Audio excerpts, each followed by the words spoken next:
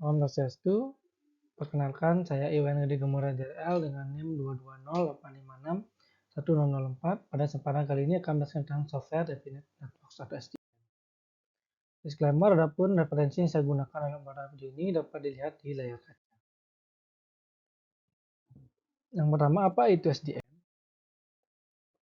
Menurut Trifusi, SDN atau Software Definite Networks merupakan pendekatan baru dalam mendesain, membangun, dan mengolah jaringan komputer dengan cara memisahkan secara eksplisit control plane dan data plane.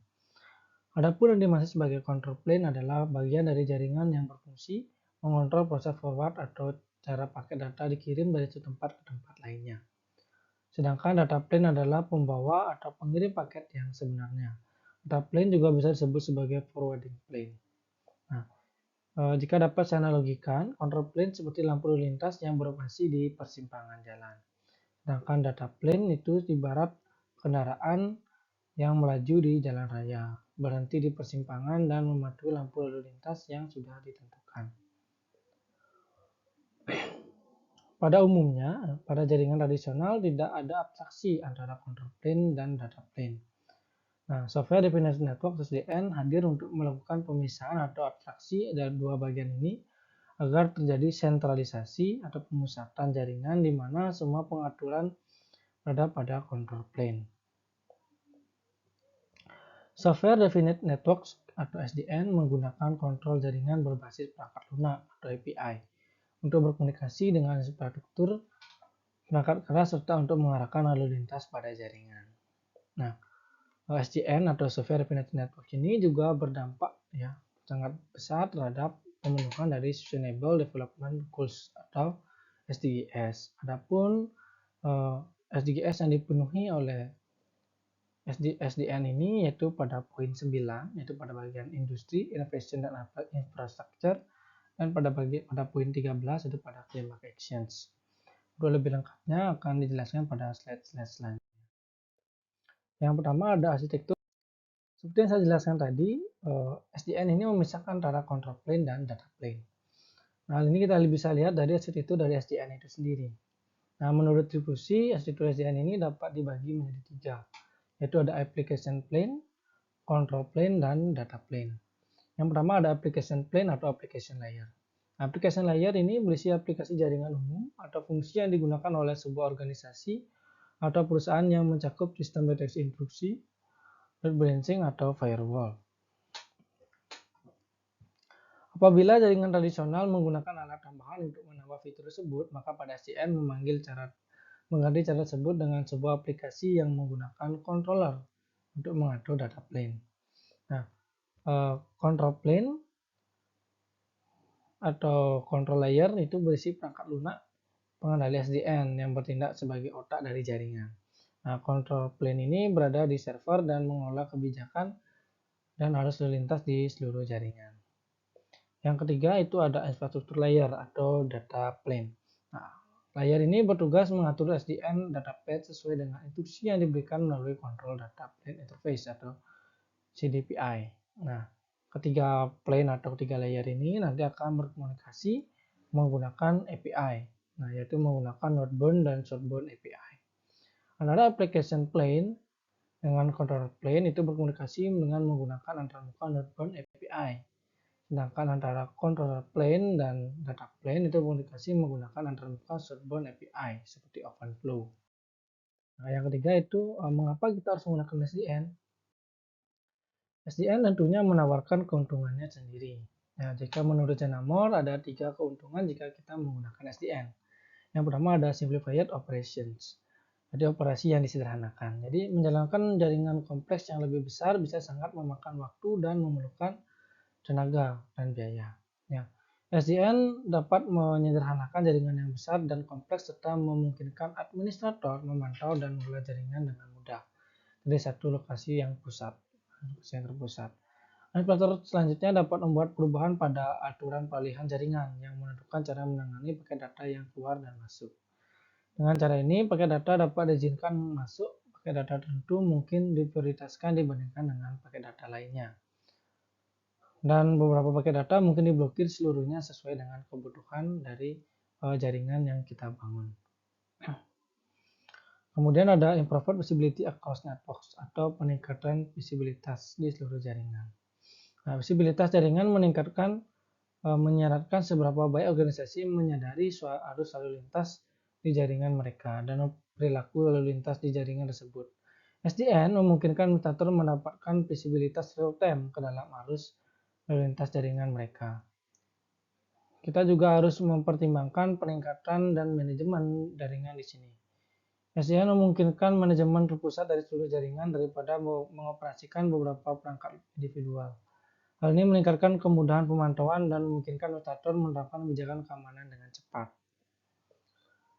Yang ketiga ada reduce hardware footprint, jadi mengurangi jejak perangkat keras. Jaringan tradisional menuntut kita menambahkan perangkat keras baru dan menyediakan lebih banyak sumber daya jika kita ingin memperluas kapasitas jaringan.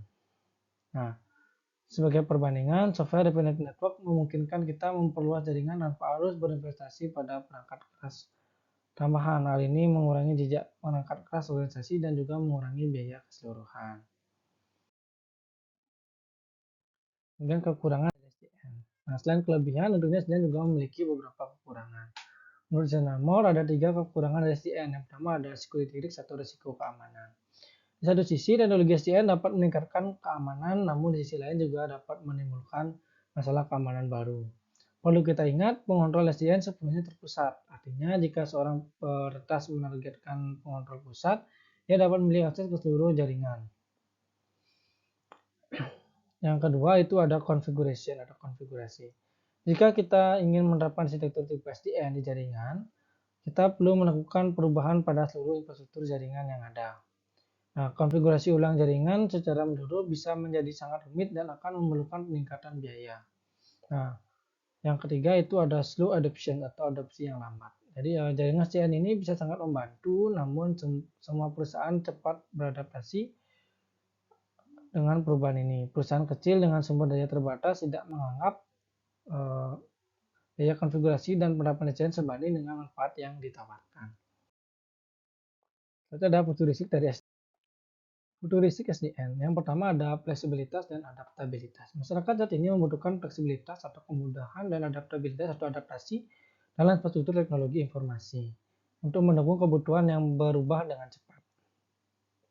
SDN memungkinkan penyesuaian jaringan secara dinamis sesuai dengan kebutuhan yang dapat mencakup perubahan dalam permintaan layanan, aplikasi baru, atau kebutuhan keamanan yang berkembang. Yang kedua ada integrasi dengan teknologi masa depan. Di masa depan, masyarakat akan diwarnai oleh teknologi seperti Internet of Things atau IoT, kecerdasan buatan atau AI, dan komputerasi awan atau cloud computing.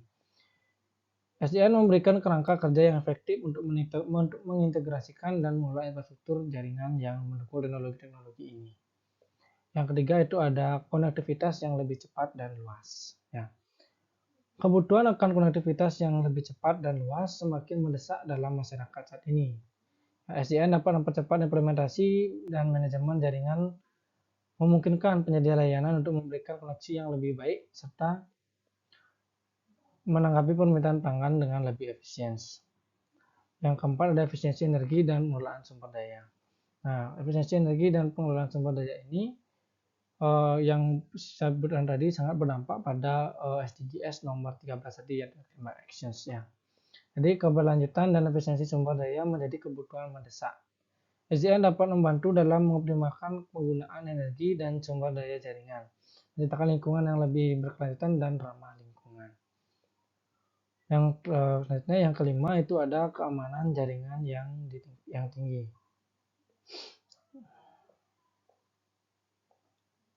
Dengan ancaman keamanan yang semakin kompleks, masyarakat membutuhkan solusi yang dapat memberikan keamanan jaringan yang tinggi. SDN memungkinkan implementasi kebijakan keamanan yang terpusat dan dinamis, memungkinkan respon yang cepat terhadap ancaman keamanan yang baru. Nah, itu ada kesimpulan. Kesimpulannya, SDN memungkinkan organisasi untuk mengelola jaringan perusahaan yang kompleks dengan fleksibilitas dan kontrol maksimal. Dengan SDN, kompleksitas jaringan dapat disederhanakan, memungkinkan peningkatan dan penurunan skala sesuai kebutuhan, serta mengurangi kemacetan melalui otomatisasi yang cerdas. Penggunaan SDN juga memungkinkan implementasi solusi yang jaringan melalui cloud sesuai dengan kebutuhan. mengurangi ketergantungan pada perangkat keras fisik. Selain itu, SDN memfasilitasi uji coba proses baru tanpa mengganggu jaringan lainnya, memudahkan penerapan solusi baru selama transformasi digital. Dengan manajemen terpusat, operasi yang gesit, otomatisasi yang lancar, dan penggunaan sumber daya jaringan yang efisien. Sekian yang dapat saya sampaikan. Jika ada perkataan saya yang kurang berkenan di hati teman-teman, saya mohon maaf yang sebesar-besarnya. Akhir kata saya tutup dengan Parama Santi, Om Santi Santi Santi Om.